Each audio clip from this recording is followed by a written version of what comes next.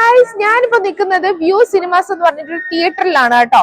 എന്തിനാണ് നിങ്ങൾക്ക് ഊഹിക്കാൻ പറ്റും. കാരണം ഞാൻ ആട് ജീവിതം കാണാൻ പോവുകയാണ്. ഞാൻ വളരെ നാളായിട്ട് എന്താ പറയാ കാത്തിരുന്നൊരു ഫിലിമാണ്. വളരെ എക്സൈറ്റ്മെന്റിലാണ്. കാരണം ബുക്ക് വായിച്ചതിന് ശേഷം അതിന്റെ ആ ഒരു എന്താ പറയാ ഇൻഡെപ്ത് കഥകളൊക്കെ അറിഞ്ഞപ്പോഴത്തേന് ഭയങ്കര സങ്കടമായ ഒരു സ്റ്റോറിയാണ്. അതിപ്പോ നേരിട്ട് സ്ക്രീനിൽ കാണാൻ പോകുമ്പോഴുള്ള എക്സൈറ്റ്മെന്റ് അത് വേറെ ലെവലാണ് കേട്ടോ. അതിനി പലരും കണ്ടിട്ട് നല്ല അഭിപ്രായമൊക്കെ പറഞ്ഞത്. അപ്പൊ ഞാൻ ഇന്നൊന്ന് കണ്ടു നോക്കാം. അതുപോലെ തന്നെ ഇവിടുത്തെ എന്താ പറയാ ഇവിടെ ഒത്തിരി മലയാളീസ് ഒക്കെ ഇപ്പൊ ഓൾറെഡി ഇവിടെ വന്നിട്ടുണ്ട്. അപ്പൊ അവരെ എങ്ങനെയാണ് ഇവിടുത്തെ ഒരു തിയേറ്റർ അനുഭവം എന്നും കൂടെ നിങ്ങളോട് ഷെയർ ചെയ്യാം കേട്ടോ. അപ്പൊ നമുക്ക് സിനിമ കാണാം.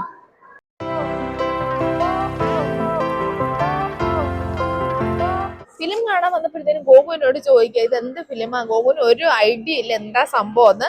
അപ്പൊ ഞാൻ പറഞ്ഞിട്ടുണ്ട് കുറച്ച് എന്താ പറയാ ഒരു ഡെസേർട്ടിൽ പെട്ടുപോയ ഒരാളുടെ ഒരു സ്റ്റോറി എന്നൊക്കെ പറഞ്ഞു കൊടുത്തിട്ടുണ്ട്. ഗോകു അത് എൻജോയ് ചെയ്യും എന്ന് വിചാരിക്കുന്നു. സബ് ടൈറ്റിൽ ഉള്ളത് കൊണ്ട് പിന്നെ ഗോകു കുറച്ചുകൂടെ ഒന്ന് ഈസി ആയിട്ട് പെട്ടെന്ന് മനസ്സിലാക്കുമെന്ന് പ്രതീക്ഷിക്കുന്നു. അല്ലേ ഗോകു? അല്ലേ? നമുക്ക് നോക്കാം ഗോകുവിന്റെ ഒരു ഫൈനൽ എന്താ പറയാ ഇത് കണ്ടു കഴിഞ്ഞിട്ടുള്ള ഫൈനൽ റിവ്യൂ കൂടെ നമുക്കൊന്ന് കേട്ട് നോക്കാം കേട്ടോ. ഗോകു ടിപ്പിക്കലി ഒരു ഇംഗ്ലീഷുകാരൻ കാണുന്ന പോലെ ആയിരിക്കാം മിക്കവാറും കാണുന്നത്. നമുക്ക് നോക്കാം. ഓൾസോ ഗോകുവിന്റെ ഫ്രണ്ട്, ഞങ്ങളുടെ ഒരു ഫ്രണ്ട് കൂടെ വരുന്നുണ്ട്, ഫാമിലി ഫ്രണ്ട്. അവരെയും കൂടെ നമുക്ക് മീറ്റ് ചെയ്യാം. അവര് വരുന്നുണ്ട് അവിടെ. എങ്ങനെയുണ്ടായിരുന്നു ഈസ്റ്റർ സെലിബ്രേഷൻ ഒക്കെ? പള്ളിയിൽ പോയാ?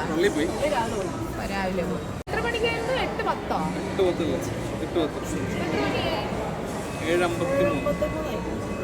അപ്പൊ ഞങ്ങളുടെ മേളിലേക്ക് സ്ക്രീൻ എത്ര നമ്പർ? സ്ക്രീൻ 4 സ്ക്രീൻ 4ലേക്ക് പോവുകയാണ് കേട്ടോ. നമുക്ക് അവിടെ ചെന്നിട്ട് കാണാം. അങ്ങനെ തിയേറ്ററിൽ വരുമ്പോൾ ഉള്ളൊരു സ്ഥിരം ചടങ്ങാണ് എന്തെങ്കിലും സ്നാക്സൊക്കെ മേടിക്കുക എന്നുള്ളത്. സോ ഗോകുവും അതൊന്നും തെറ്റിച്ചില്ല. വന്നപ്പോൾ തന്നെ ഇവിടെ ഒരു സ്ക്രീൻ ഉണ്ട് കേട്ടോ. ആ സ്ക്രീനിൽ നമുക്ക് എന്തൊക്കെയാണ് വേണ്ടതെന്ന് വെച്ചാൽ നമുക്ക് നോക്കിയിട്ട് ഓർഡർ ചെയ്യാം. അപ്പോൾ ഗോകുവിന് കണ്ടിട്ട് ആകെപ്പാടെ കൺഫ്യൂഷൻ, അത് വേണോ ഇത് വേണോ എന്നൊക്കെ പറഞ്ഞിട്ട് എന്തൊക്കെയോ പെറുക്കി എടുക്കാൻ നോക്കുക. എന്നിട്ട് ഞാൻ അവസാനം ഒരു ബഡ്ജറ്റ് ഫ്രണ്ട്ലി ആയിട്ട് അവനൊരു നാച്ചോസും പിന്നെ അതിൻ്റെ കൂടെ ഒരു ഹാലപ്പിനോസും പിന്നെ വിത്ത് സോസ് അതൊക്കെ മേടിച്ചു കൊടുത്തു. അത് അവന് കഴിഞ്ഞ പ്രാവശ്യം ഞങ്ങൾ ഇതുപോലെ മേടിച്ചിട്ട് അവൻ കഴിച്ചില്ല, ഞങ്ങളായിരുന്നു ഫുള്ള് കഴിച്ചത്. ഇത്തവണയും അത് മതിയെന്ന് പറയുന്നുണ്ടായിരുന്നു. അപ്പം ഞങ്ങൾ അത് ഓർഡർ ചെയ്യുന്ന ഒരു ചടങ്ങാണ് സുഹൃത്തുക്കളെ നിങ്ങളിപ്പോൾ കാണുന്നത്. അങ്ങനെ അവിടെ നിന്ന് ഓർഡറൊക്കെ ചെയ്ത് പിന്നെ ഇവിടെ കളക്ഷൻ കൗണ്ടറാണ്, അവിടെ പോയി നിൽക്കുവാണ് കേട്ടോ. ഇപ്പം തന്നെ ഒത്തിരി ആൾക്കാർ അവിടെ നിൽപ്പുണ്ട്. കൂടുതലും ഒത്തിരി മലയാളീസൊക്കെ ഉണ്ടായിരുന്നു കേട്ടോ. Nachos and drink combo.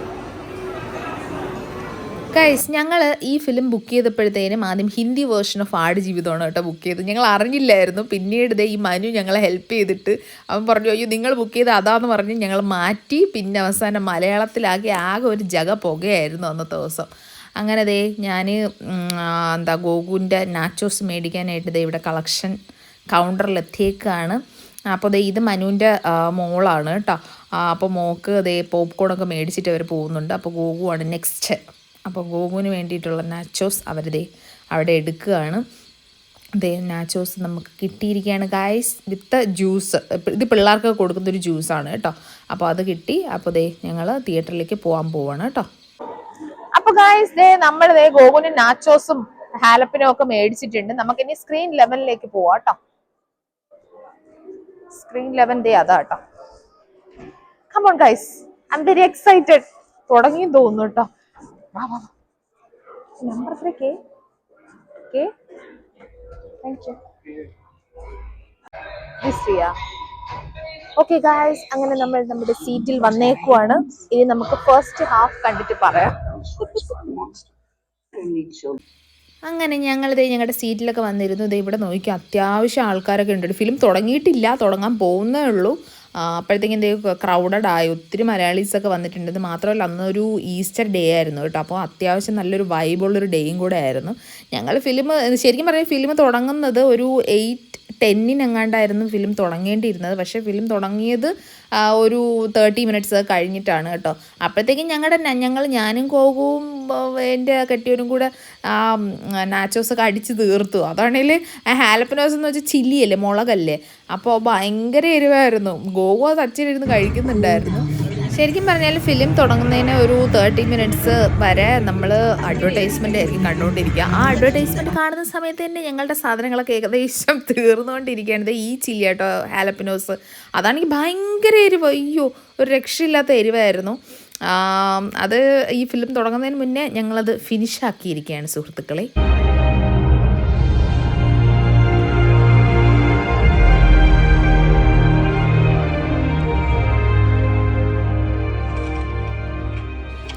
അങ്ങനെ ദേ ഫിലിമൊക്കെ കണ്ട് വളരെ സന്തോഷമാണോ സങ്കടമാണോ എന്താണെന്നറിയില്ല, കാത്തിരുന്ന് കണ്ടൊരു ഫിലിമാണ്. പിന്നെ എന്താ പറയുക, ഞാൻ ഇതിൻ്റെ ബുക്ക് വായിക്കുന്ന ഒരു 6 വർഷം മുന്നേ ആണ് കേട്ടോ.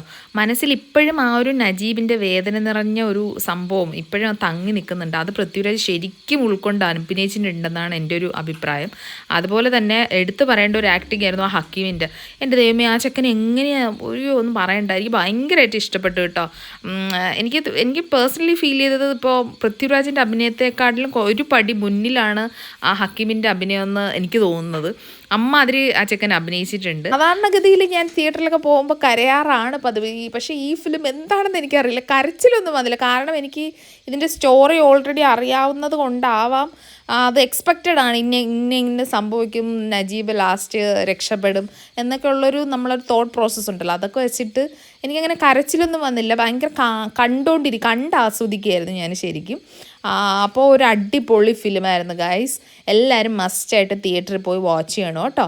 അപ്പോൾ നമുക്ക് ഇതൊരു കുട്ടി വീഡിയോ ആണ്. ഒരു എന്താ പറയുക, UK ഒരു തിയേറ്ററിക്കൽ എക്സ്പീരിയൻസും കാര്യങ്ങളൊക്കെ കണ്ടില്ലേ നിങ്ങൾ. ഒത്തിരി മലയാളീസ് തന്നെ ഇവിടെ തന്നെ ഉണ്ട്.